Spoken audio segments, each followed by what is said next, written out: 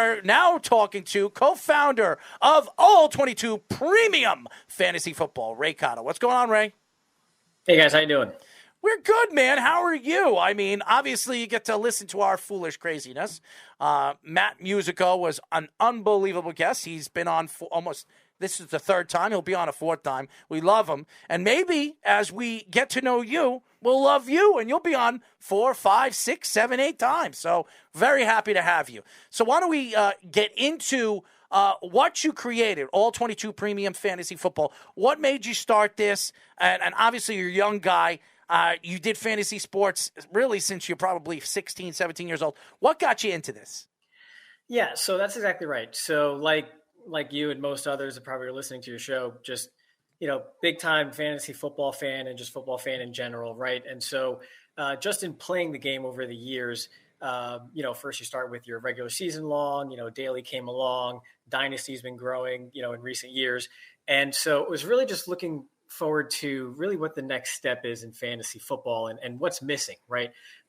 Because fantasy football is great. I love it. Everyone loves fantasy, but it's not the entire, it doesn't encompass the entire game of football, right? We're obviously missing offensive linemen. You have IDP, but it doesn't really, that's more about just, hey, who gets a bunch of tackles, right?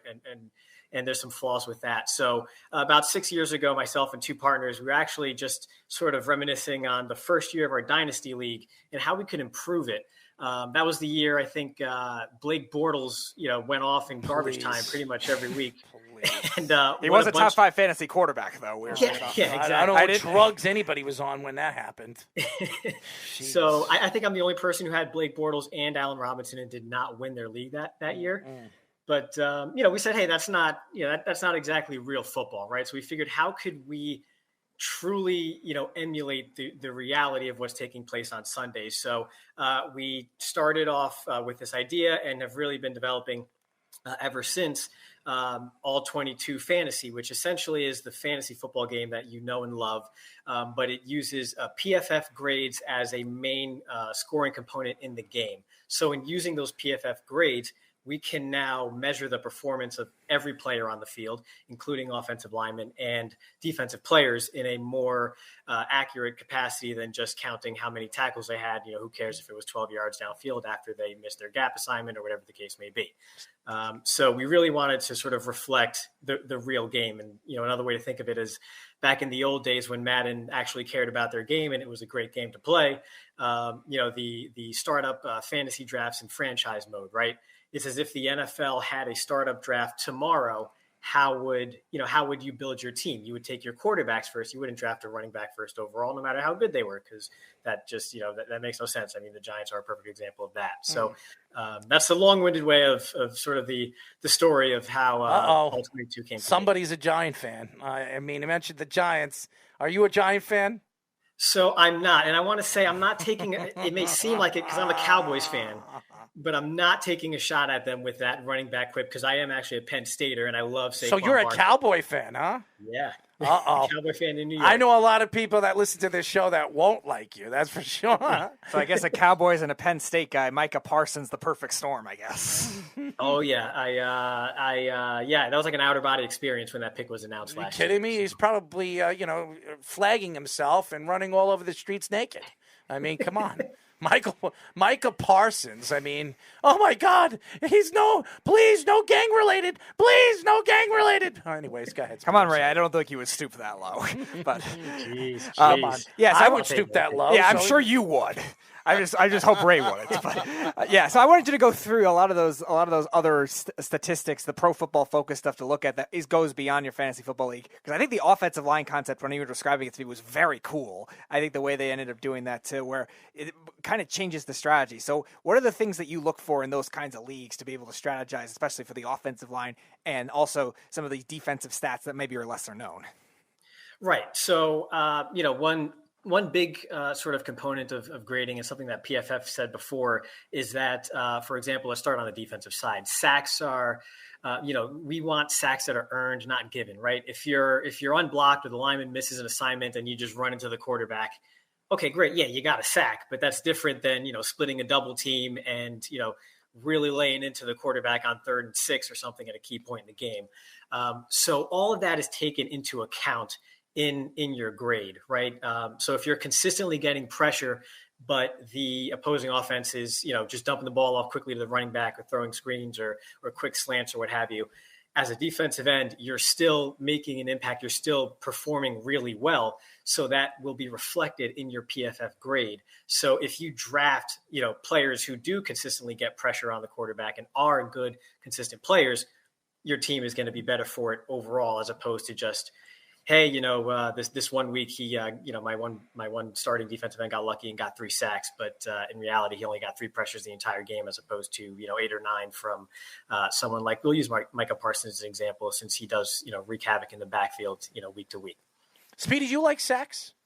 Have I played defensive line? No, do you like sacks? Do you like sacks? Do you like big sacks? Sure. Bigger sacks. How big sacks? How big is the magnitude of the sack? It would matter on the game. But how big do you like the sack? What do you mean? The sacks have different sizes. What kind of size? All right, I would need some Pro 22 data for that, or all 22 data for that, Ray. So you like them big? I suppose. There you go. You heard it. You heard it here, everybody. He likes big sacks. Anyways, we are talking to co-founder of All 22 Premium Fantasy Football, Ray Cotto. So why don't we go into the league and the depths of the league, and the playoffs were fantastic. We saw the Bengals really rise to the occasion, go to the Super Bowl so fast, and nobody would have thought that they were going to be Super Bowl contenders this year.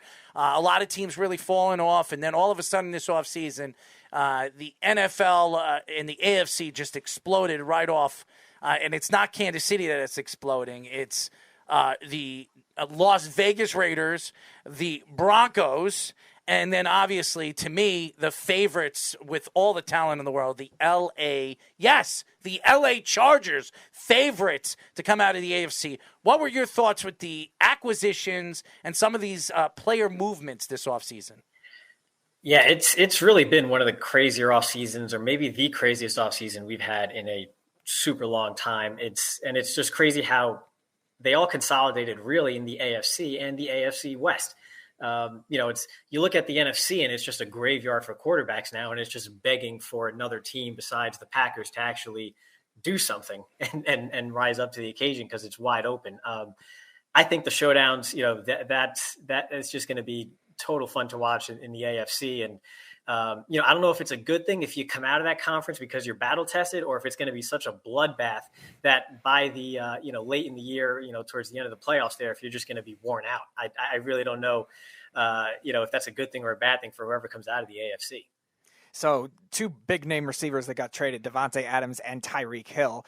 Adams obviously to the Raiders in a Josh McDaniels offense, and now Tyreek Hill to Miami with their new coach, Mike McDaniel. So fantasy implications and also real football implications. Hold on, and maybe a new quarterback. I've been telling you guys. All right, we'll get to the new quarterback in another Brady. Question. But I'm asking about the receivers. Brady might be heading there.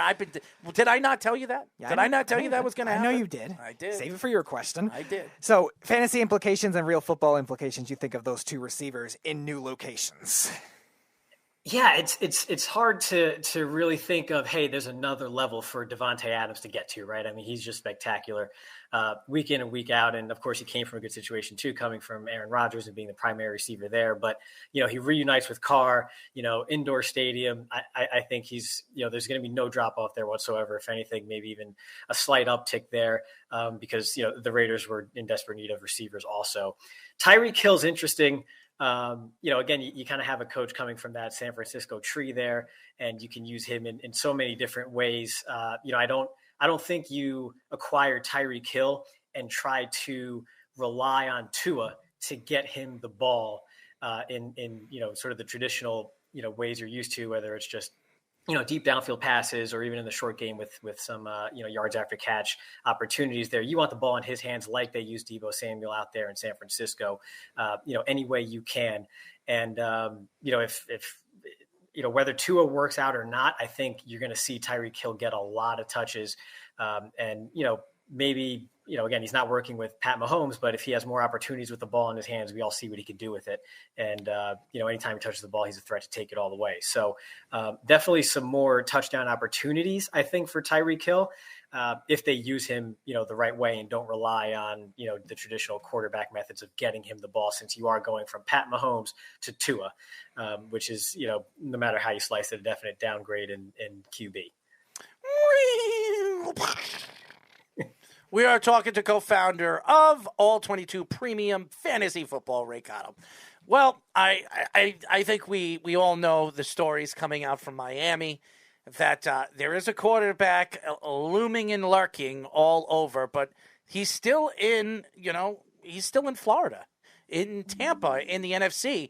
And why not come back to the AFC East and try to win it in a place that he's always played bad at, and that is Miami. There is a story coming out, and I've been saying this ever since he's come back, that I wouldn't be surprised if Miami is the place that Tom Brady goes, and now it's become a huge story, and why not talk about it? What are your thoughts that now that Tyreek Hill is over there, Gesicki is over there, they got a great tight end, great wide receiver core, offensive line not that good, and that's not going to work with Tom Brady, but all in all, that team is stacked with talent offensively. Tom Brady going to Miami, do you think there's any chance of this happening? It's been so chaotic, I don't want to say there's no chance, but I doubt it. I think one thing, too, is, Brady, for as great as he is, he doesn't like to get hit, and behind that offensive line, he's going to get hit, regardless of all the weapons he has. We've seen that he doesn't need a ton of weapons in the traditional sense to be great and do what he does. But what he does need and what he does not want is to get hit, often in the pocket, especially at however old he is now, 45, 46. I've lost count. Maybe it doesn't even matter with his diet and all that TB12 training that he's doing. But I do think, the line is more important with respect to Tom Brady. And so I do think Tampa's a better fit for him. So that's why I would doubt a move to Miami, though it would be fun to see how he would, use all those weapons if they were to somehow, with, whatever draft capital they had left, would be able to protect him in the hypothetical world where he does go to Miami. Is there any other quarterbacks that you could see end up getting traded now as a result of this chaotic offseason? There's rumors with Baker Mayfield. Matt Ryan obviously just got moved. Jimmy G now looks like he's staying with the 49ers. Do you think there's another surprise that could be in there? I think if anything happens soon, it'll probably be Baker. I think Cleveland's going to have to just sort of settle for an offer at this point. Everyone knows they don't have leverage. No one's buying, okay, yeah, Deshaun's going to be suspended for a certain amount of time, so we're going to keep Baker Mayfield for 6 weeks or something. That's not worth it for anybody. You're stealing my idea now. You really are. Ray, you're hurting me here. I just don't think it's worth it for anyone. I do think, it could be Miami, maybe makes a play for Baker. If something were to happen sooner than later, I think that's a possibility. Also, there's always, if this does drag on and there is no movement, say, till after the draft or even heading into, deep into training camp, there's usually one situation where a quarterback goes down with an injury and a team is looking for a stopgap or someone to really plug in there as a starter. And maybe you see some movement then, with respect to a guy like Baker if he's not moved at that point. But I do think there's one more quarterback move left, and I do think it's Baker more likely than Jimmy Garoppolo. I think at this point, I mean, you can maybe say both are what they are, but I do think people forget Baker was playing relatively well before this past season, where he was dealing with injury, and maybe someone like Miami with a bevy of weapons thinks that they can maybe recapture some of that.